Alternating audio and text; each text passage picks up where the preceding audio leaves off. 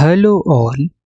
इस लेक्चर में हम लोग प्रीवियस लेक्चर को कंटिन्यू करने वाले हैं, जिसमें कि हम लोगों ने कैलकुलेट किया कि जो आपके पास ट्रांजिशन रेट होगा for constant perturbation, it is given by this formula. और इस लेक्चर में हम लोग क्या डिस्कस करेंगे? Transition into A continuum of final states, और इसमें हम लोग डिस्कस करने वाले हैं फर्मी गोल्डन रूल को। तो सबसे पहले हमारे पास सपोज एक स्टेट है कोई साई आई, ठीक है, और वो साई एफ में ट्रांजिट होता है, तो उसके लिए ये ट्रांजिशन रेट होगा। ट्रांजिशन रेट बेसिकली क्या होता है? Transition probability per unit time. लेकिन इस केस में हम लोग के पास जो स्टेट्स है, यानी साई एफ स्टेट जो है वो कंटिन्यूअम स्टेट है, कंटिन्यूअम स्टेट है। Okay, so this is your continuum state. तो अगर कंटिन्यूअम स्टेट होगा तो हम लोग क्या कर सकते हैं? बेसिकली आपके पास ऐसे समझा जा सकता है इसे कि सपोज आपके पास यहाँ एटम है, ठीक है, और ये आपके पास स्टेट्स है, कंटिन्यूअम स्टेट्स है। तो एटम का ट्रांजिशन किसी एक में स्टेट में हो सकता है, right?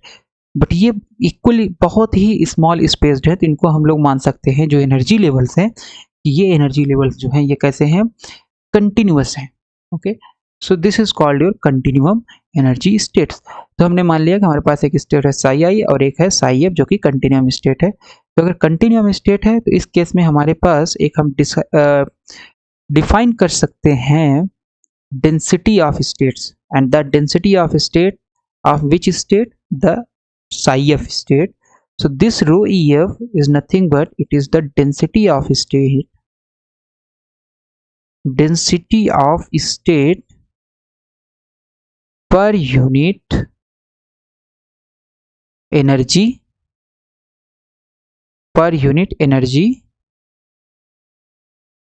interval, per unit energy interval. Okay, ये हो जाएगा डेंसिटी ऑफ स्टेट, हम लोग डिफाइन कर सकते हैं।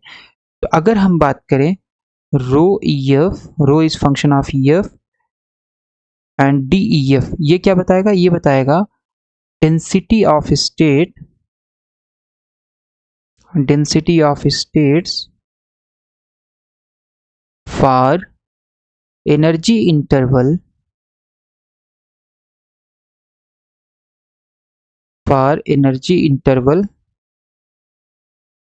between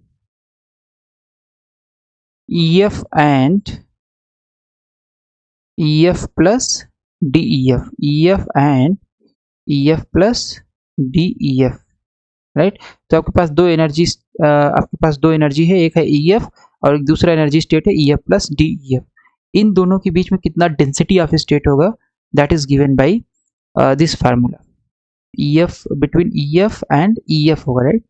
okay, so this is EF and EF plus DEF होगा, यहाँ पे ये नहीं होगा। ओके, राइट, सो ये इतना आ जाएगा।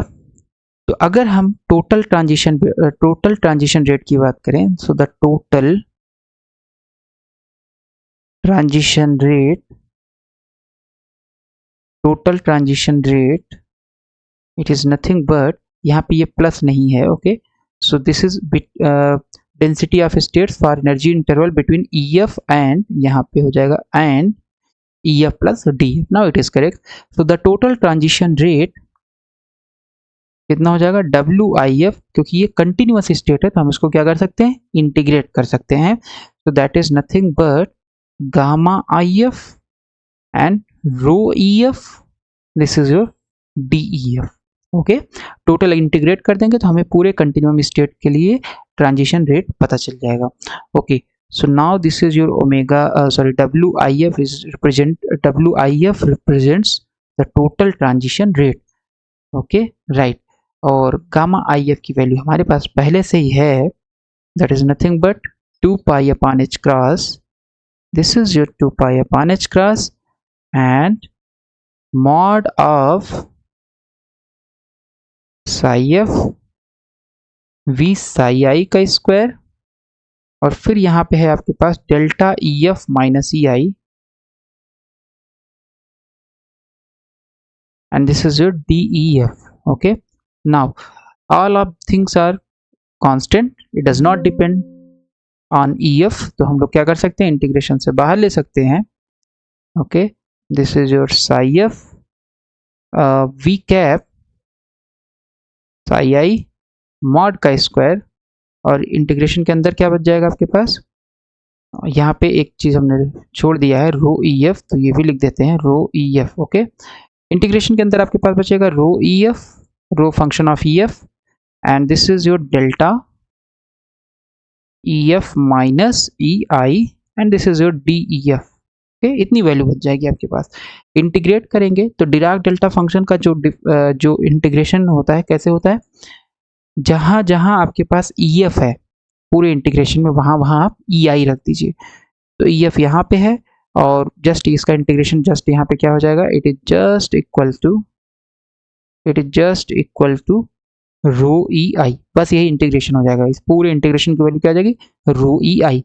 सब्सटीट्यूट करेंगे तो हमारे पास आ जाएगा, ये आ जाएगा W I F is nothing but 2 pi upon H cross mod of psi f v cap psi I का square, and this is your rho E I. ये आ गया आपके पास कि total transition rate for a continuum state in constant perturbation, it is given by this formula, and this formula is known as your Fermi golden rule. इसे हम लोग क्या बोलते हैं, फर्मी गोल्डन रूल। और इसको अगर हम बोलें, ये तो हमारे पास मैथमेटिकल फॉर्म हो गया, स्टेटमेंट के तौर में क्या बोल सकते हैं, स्टेटमेंट के तौर पे बोल सकते हैं, it implies in case of constant perturbation,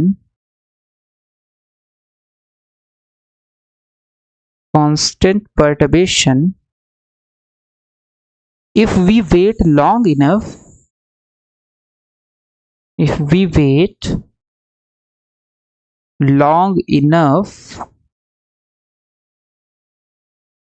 the total transition rate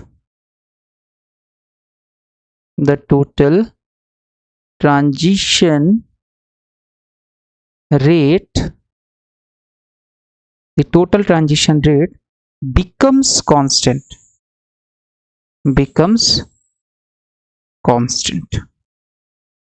okay, यही आपका होता है फर्मी गोल्डन रूल। तो ये हम लोगों ने देखा कि अगर कंटिन्यूअस स्टेट आपके पास है, उसमें अगर ट्रांजिशन होगा तो टोटल ट्रांजिशन रेट क्या होगा, कांस्टेंट होगा when t goes to infinity, क्योंकि ये सारा कुछ हम लोगों ने डिराइव किया हुआ है t गोज टू इन्फिनिटी के लिए, राइट। तो टोटल ट्रांजिशन रेट आपका क्या होगा, दैट इज कांस्टेंट, और इसी रूल को बोला जाता है फर्मी गोल्डन रूल।